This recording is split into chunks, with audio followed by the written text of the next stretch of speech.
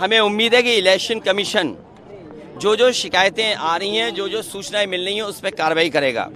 और कई जगह ऐसा सुनने को मिल रहा है जहां बीजेपी के कार्यकर्ता नेता बूथ पर कब्जा करना चाहते हैं। कई जगह जो शुरुआती दौर में एजेंट नहीं बनने देना चाहते थे।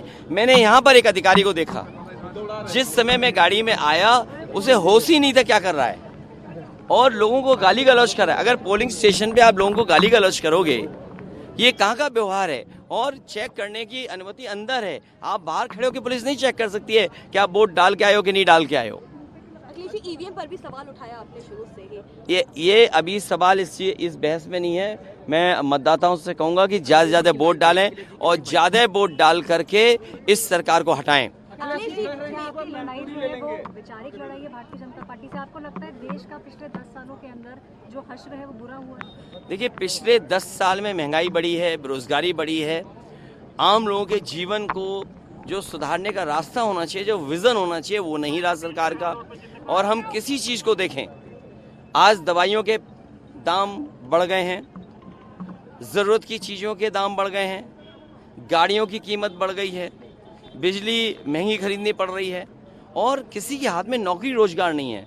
आप विश्व गुरु बनना चाहते हैं, विकसित भारत बनना चाहते हैं, लेकिन पर कैपिटा इनकम क्या है आपकी? आपके बैंक्स ने लोन माफ किया उद्योगपतियों का, बड़े लोगों का। आपने किसानों का लाखों रुपया नहीं माफ किया, आपने बड़े बड़े उद्योगपतियों को करोड़ों रुपए माफ कर दिया। ये आप किस रास्ते देश को ले जाने का काम कर रहे हैं? और जिस देश में जो रिपोर्ट आई है इंटरनेशनल लॉ लेबर उसकी तरफ से कि 83% नौजवान नौकरी और बेरोजगार है, आप अग्निवीर जैसी व्यवस्था ला रहे हैं जिसको कभी नौजवान स्वीकार नहीं कर सकता है। उत्तर प्रदेश में हर पेपर लीक हुआ जिसके बारे में आप कुछ कहना नहीं चाहते हैं, तो आखिरकार जनता वोट क्यों दे? आपने आय दोगुनी की बात कही, आय दोगुनी नहीं हुई। आपने 2 करोड़ नौकरी देने की बात कही, वो नहीं हुआ। तो आपके पिछले 10 साल में हर बात झूठी निकली, वादे झूठे निकले। किसानों ने आत्महत्या जो 10 साल में की है वो 1 लाख किसान हैं। आपने 3 काले कानून लाने का काम किया, हजारों किसान आत्महत्या कर लिया। आपने किसानों को थार से कुचला।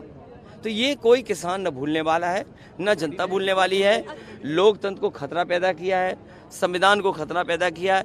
ये चुनाव जहां मतदाताओं से मैं कहूँगा एक वोट डाल करके अपनी जीवन की खुशहाली लाने के लिए रास्ते बनाएं, वहीं बाबा साहब भीमराव अम्बेडकर जी का दिया हुआ संविधान उसको बचाने के लिए भारतीय जनता पार्टी के खिलाफ मतदान करें। अखिलेश जी, भाजपा कह रही है कि पोलराइज कर करके आप वोट मांग रहे हैं। देखिए, ये भारतीय जनता पार्टी की चतुराई है, लेकिन जनता उन सवालों को नहीं सुनना चाहती है। जनता अपने सवालों पे जवाब भारतीय जनता पार्टी को देना चाहती है। जो लोग तुष्टीकरण की बात कर रहे हैं वो आत्म तुष्टीकरण में फंसे हुए हैं।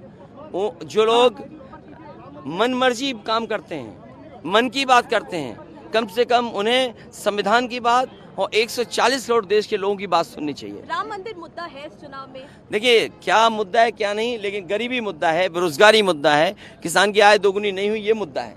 अखिलेश जी, समाजवादी पार्टी भारतीय जनता पार्टी को मुंहतोड़ जवाब देगी इस चुनाव में? देखिए, मुझे उम्मीद है कि जनता अपने जीवन को खुशहाली के रास्ते पे लाने के लिए भारतीय जनता पार्टी के खिलाफ मतदान कर रही है। अरविंद केजरीवाल की जांच एनआईए करने जा रही है। देखिए, जिसके हाथ में एजेंसी है, जैसे कहते हैं ना, जिसकी लाठी, अब भाई लाठी छीनने के लिए तो वोट पड़ रहा है। हर संस्था को इन्होंने खराब कर दिया। यही तो संविधान कह रहे हैं कि संविधान को खतरा है। संविधान को खतरा तभी है ना, क्योंकि हर संस्था को इन्होंने अपने हाथ में ले लिया। जब संस्थाओं को अपने हाथ में ले लोगे, अपने पॉलिटिकल इंटरेस्ट को और पॉलिटिकल लाभ लेने के लिए इस्तेमाल करोगे, तो संविधान कहाँ बचा? बाबा साहब भीमराव अम्बेडकर जी का दिया हुआ संविधान के तहत जो अधिकार, जो सम्मान मिलना, तो वो कहाँ मिल रहा है? इसलिए हम कह रहे हैं कि संविधान जाएगा तो आरक्षण जाएगा। ये धीरे धीरे निजीकरण के रास्ते पे ले जा रहे हैं, जिससे न नौकरी मिले न आपको आरक्षण मिले। अखिलेश जी, अपने सारे गढ़ को आप रिटेन कर पाएंगे? ये गढ़ नहीं, ये घर है, और घर में इस बार लोगों ने मन बनाया, आम लोगों ने जिताने का फैसला लिया है। और तभी तो देखा आपने शक्ति कितनी, जिस बूथ पर आज तक इतने लंबे इतिहास में कभी कोई नाराज नहीं हुआ, खिलाफ वोट नहीं डालता, वहां देखिए ADM, SP city, extra force, extra police, extra CCTV ये लगे। बताओ, हमारे गांव में लगे हुए हैं। तो देखिए, मैं क्या कह रहा हूं क्या नहीं कह रहा हूं, लेकिन हम लोग बड़ी चीज़ें बड़ी अच्छी बनाते हैं। संविधान पर क्या आपका मत भी वही है जो राहुल गांधी का है? आप भी मानते मैं- हैं कि बीजेपी प्रियम्बल बदल देगी? संविधान बदल देगी, और जब संस्थाएं आपको न्याय नहीं दे रही हैं, संस्थाएं जब आपको न्याय नहीं दे रही तो क्या है, संविधान ही तो खत्म हो रहा है। क्या आपको उम्मीद थी कि 3 काले कानून आ जाएंगे? क्या आपको उम्मीद थी अग्निवीर आ जाएगा? क्या आपको उम्मीद थी कि बैंकें डुबा दी जाएंगी? क्या आपको उम्मीद थी कि नोटबंदी हो जाएगी? ये तमाम वो चीजें हैं जो संविधान नहीं अधिकार देता सरकार को। मन मर्जी से सरकार नहीं चलती है और आत्म तुष्टीकरण से नहीं लाभ मिलता है। धन्यवाद।